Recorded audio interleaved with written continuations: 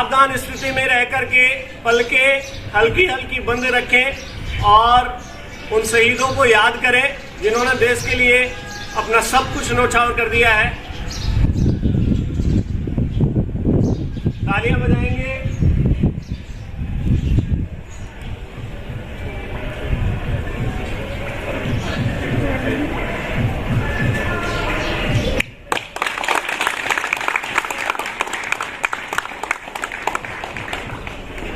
जाने गाने बने अधिनायक जय हे भारत भाग्य विधाता, पंजाब सिंध गुजरात मराठा द्राविड़ उत्कल बंग, विंध्य हिमाचल यमुना गंगा, उच्छल चलत तरंगा, तब शुभ नाम जागे, तब शुभ आशीष मांगे, गाए तब जय गाथा, जय गण मंगल नायक जय हे भारत भाग्य विधाता, जय हे जय हे जय हे जय हे।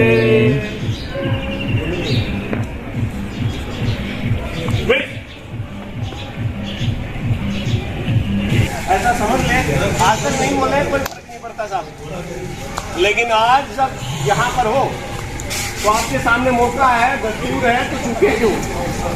आपका फेल हो जाएगा सब। चलो इस लाइन को थोड़ा सा सीधी करेगा।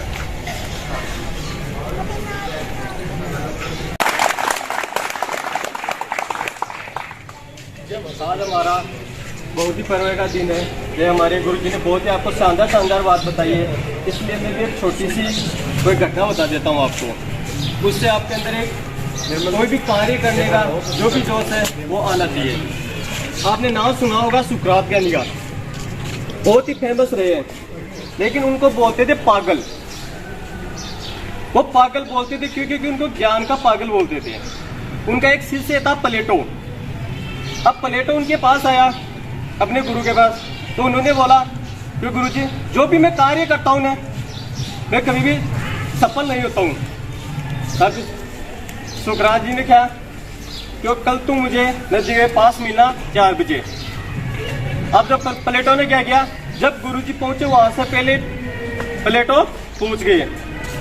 अब वहां पे नदी थी, तो नदी में प्लेटो ने बोला कि तुम मेरा हाथ पकड़ना और इस नदी में मेरे साथ चलना। अब सुकरात ज्ञानी की क्या थी, हाइट ज्यादा थी, और प्लेटो की क्या थी, हाइट कम थी। अब उनका हाथ पकड़ा और जैसे जैसे नदी में गए तो नदी में गए, जैसे प्लेटो अब गए वो छोटे थे, बीच में गए, थोड़ा पानी उनके यहाँ पे आया, फिर गए, फिर नाक तक आया पानी, फिर गए, अब वो डूबने की कगार पर आ गए। और सुकरात क्या थे, वो लंबे थे। अब उनका हाथ पकड़ रखा था। अब प्लेटो क्या सोचे, पर उनको याद आ गया, यार ये तो पागल है, ये तो मुझे आज जान से ही मार देंगे। तब उन्हें अपनी कोशिश की कि कैसे जैसे मैं अपना हाथ छुड़ाकर इनसे छुड़ाकर नदी से बाहर निकलूं। अब जैसे कैसे उन्हें खूब जोर लगाया, अपना हाथ छुड़ाकर नदी से क्या आ गए, बाहर आ गए। अब फिर वो नदी के किनारे पर बैठ कर सोचने लगे कि यार तो मेरा अच्छा हुआ, अगर उनके साथ आतंकवाद में आपसे दूर नहीं जा सकेगी। ये बात बहुत पहले से चली आ रही है, सबने भी वही बात बताई है। बहुत बहुत धन्यवाद सर आपका। मैं एक छोटा सा वाक्य बताता हूँ। स्वामी विवेकानंद का नाम सभी ने सुना है, क्योंकि मैं ऐसे ही चरित्रों का नाम लेता हूँ जो बहुत ही ज्यादा फेमस हो। सभी ने सुना है स्वामी विवेकानंद का नाम। देखो, जवान होने का मतलब, जवान होने का तात्पर्य ये नहीं होता गदर स्टाइल की टी शर्ट पहन लेना, जींस की पैंट पहन लेना और पल्सर बाइक पर बैठ करके सिगरेट के धुएं छोड़ना। जवान होने का मतलब ये भी नहीं होता कि गांव में चौपाल पर बैठ करके अंट संट बातें करें और बुजुर्गों का लिहाज ना करें। जवान होने का तात्पर्य ये भी नहीं होता कि हमारे जो जूते हैं वो पापा के जूतों के नंबर के बराबर आने लगे हैं और हम अब जवान समझने लगे हैं अपने आप को। जवान होना इसे भी नहीं कहते। जवान होना उसे भी नहीं कहते जब हम जाकर के गांव में किसी बुजुर्ग या किसी महिला का अपमान करें, महिला को अभद्र शब्दों से सम्मानित, अभद्र शब्दों से बात करें उनके साथ में, ये भी उस जवानी का मतलब नहीं होता। जवान, असली जवानी मेरे दोस्तों उसको कहते हैं जिन्होंने अपने देश के लिए कुछ कर गुजरने के लिए, अपने देश के लिए, अपने परिवार के लिए, अपने दोस्तों के लिए, अपने समाज के लिए कुछ करने का ठाना है। वो असली जवान है जिनकी नजरों में बड़ों के प्रति सम्मान है, छोटों के प्रति प्रेम है। और जो देखो, एक अपनी लाइफ सुधरने से पता नहीं कितने लोगों की लाइफ अपने साथ जुड़ी होती है। आप सब यहाँ मिडिल फैमिली से आए होंगे मेरे हिसाब से, तो अपने साथ में कितने लोगों की लाइफ जुड़ी होती है, पत्नी की, बच्चों की, माता पिता की, भाई बहनों की, परिवार की, सबका जीवन कहीं ना कहीं लिंक होता है अपने से। स्वामी विवेकानंद एक ऐसे चरित्रवान व्यक्ति थे जिन्होंने हिंदुस्तान को नहीं, पूरी दुनिया को ये बताया कि हिंदुस्तान का पुरुष जितना चरित्रवान है उतना चरित्रवान पूरी दुनिया में कहीं का पुरुष नहीं है। 1893 में जब शिकागो सम्मेलन में स्वामी विवेकानंद यहाँ से प्रस्थान कर रहे थे, विश्व धर्म सम्मेलन के गोष्ठी में शामिल होने के लिए यहाँ से जा रहे थे हिंदुस्तान से, तो बड़े लोगों की तमन्ना थी हिंदुस्तान का एक अदना सा, एक नॉर्मल सा आदमी जाकर के भाई वहाँ पर इंटरनेशनल लेवल की जो गोष्ठी है उसमें किस प्रकार से अपने आप को प्रेजेंट करेगा, किस प्रकार से हिंदुस्तान का प्रतिनिधित्व करेगा। स्वामी विवेकानंद को 2 मिनट का समय दिया गया था बोलने के लिए। कितने मिनट का? 2 मिनट का समय दिया गया था, क्योंकि बहुत सारे विविध देशों से लोग आए हुए थे और बहुत सारे लोगों को बोलना था, बात करने की, बात रखनी थी अपनी। स्वामी विवेकानंद को भी 2 मिनट का समय दिया गया कि हिंदुस्तान के इस प्रतिनिधि को 2 मिनट का समय दिया जाता है, आप 2 मिनट में अपनी बात को पूरा करें और उसके बाद आप अपना स्थान ग्रहण करें। स्वामी विवेकानंद ने बोलना स्टार्ट किया। आप सब जानते हैं वो पहला वाक्य उनका क्या था। उन्होंने कहा कि ऑल अमेरिकन, सामने हिंदुस्तान खड़ा, उसका फ्यूचर है। सबसे बड़ी बात यह है प्यारे मित्रों कि आप महिला का जितना सम्मान कर सके, महिला के सम्मान में कभी कमी मत आने देना। अपनी नजरों में महिला को सर पर, पलकों पर बिठा कर रखना। कभी महिला के सम्मान में हिंदुस्तान में कमी नहीं आई है और ना आप आने देना। इस संकल्प के साथ जोरदार तालियां बजाओ।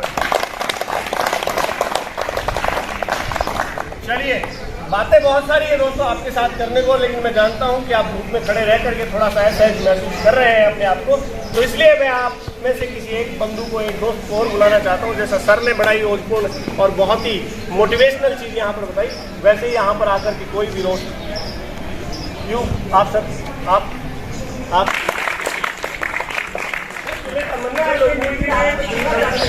वो तो बीएड को प्रशिक्षण में बोल बोल रहे। आपको सुनना चाहते हैं सर? हाँ सर, हाँ लालजी का नंबर है। हाँ सर, यहाँ से सर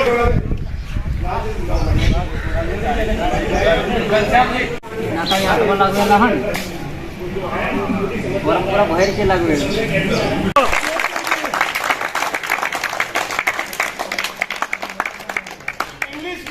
महान विभूति आपके सामने प्रस्तुत है, जिन्होंने हिंदुस्तान में बहुत सारे बच्चों को अलग अलग जगह पर पोस्टेड किया है। उनकी वजह से बहुत सारे बच्चों का भविष्य संवर गया है और आगे भी। आज के इस पावन पर्व पर हम सभी एकजुट हुए हैं यहाँ पे, और जैसा कि आप सभी को विदित है कि ये 75वां स्वतंत्रता दिवस है। कौन सा? क्योंकि हमारे देश को आज़ाद हुए 75 साल बीत चुके हैं और ये आज के दिन अपना देश आज़ाद हुआ था और इस दिन हम एकदम स्वतंत्रता की, जो पराधीनता की बेड़ियाँ थी उनसे हम स्वतंत्र हो गए थे। और आज का दिन जो आया था वो 200 सालों की लड़ाई के बाद में हमें ये दिन देखने को मिला था। और इस 200 सालों की ड्यूरेशन में, अवधि में, कई ऐसे हमारे देश के लीजेंड्स थे जिन्होंने बलिदान दिया और उन्हीं के बलिदान के कारण से आज हम सभी यहाँ स्वतंत्र हैं। तो मैं ज़्यादा तो कहूँगा नहीं, बस इतना सफिशिएंट होने के लिए, और बाकी तो हम करते रहते हैं। ठीक है, बहुत ही सरल शब्दों में सर ने बता दिया है कि 200 सालों की उस कड़ी मेहनत के बाद में, उस कड़े बलिदान के बाद में हमें इस दिन का इंतजार था, जो आज हम बड़े हर्षोल्लास के साथ सेलिब्रेट कर रहे हैं, मना रहे हैं। तो अब हमारे सामने है श्रीमान राजेंद्र प्रसाद जी।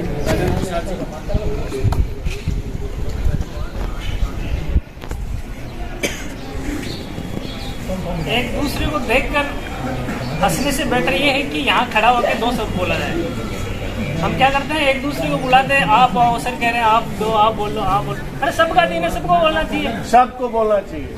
ऐसा नहीं है कि हमको बोलना नहीं आता, हमको बोलना खूब आता है।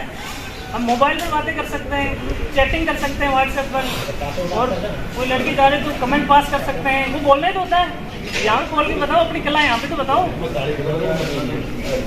आपके एक्चुअल में होता है क्या है कि हमारी जो इंटरेस्ट की चीज़ होती है ना, उसके लिए हम भरपूर कोशिश करते हैं, बड़ा मजा लेते हैं उसमें, जो हमारी इंटरेस्ट की चीज़ें होती हैं। अब हम क्या करते हैं, हमारे इंटरेस्ट को बदलना नहीं चाहते, हमको उन चीज़ों पे नहीं चलना चाहते जो चीज़ें वास्तव में हमारे देश के लिए, हमारे लिए, समाज के लिए, परिवार के लिए अच्छी हो। तो हमको उस रास्ते पे चलना चाहिए जो हम सब के लिए बेस्ट है, हमारे देश के लिए बेस्ट है। हमारे जो पुरुष थे, पहले क्रांतिकारी थे हमारे देश को, जिन्होंने आज़ाद कराया, उन लोगों ने हमारी तरह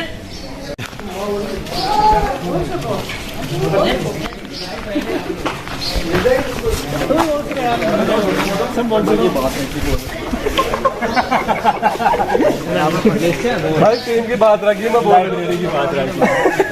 ये राजू लड्डू पकड़ो।